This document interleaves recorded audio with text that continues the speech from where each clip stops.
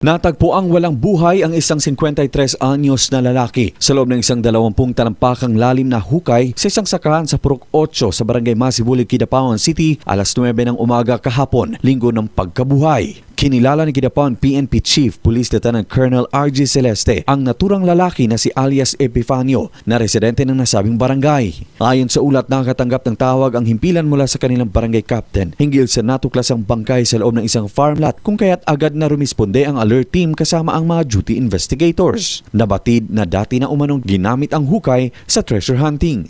Base sa pahayag ng kapatid ng naturang lalaki na may kapansanan ito sa pag-iisip at madalas na tumatakbo at nagtatago kapag nakakakita ng ibang tao. Huli itong nakitang buhay noong gabi ng Marso 26 habang naghahapunan nang bigla itong tumakbo patungo sa masukal na bahagi ng barangay matapos makakita ng dalawang lalaki sa kanilang kapitbahay. Sa kabila ng ilang araw na paghahanap ng pamilya at mga opisyal, bigo silang mahanap ang lalaki hanggang sa matagpuan na lamang itong wala ng buhay sa loob ng malalim na hukay. Sa isinagawang inisyal na investigasyon ng Kidapawan City PNP, lumalabas na walang anumang sinyalas ng foul play sa pagkamatay ng naturang mentally challenged person. Luigi Alan Totor, NDBC, Bida Balita.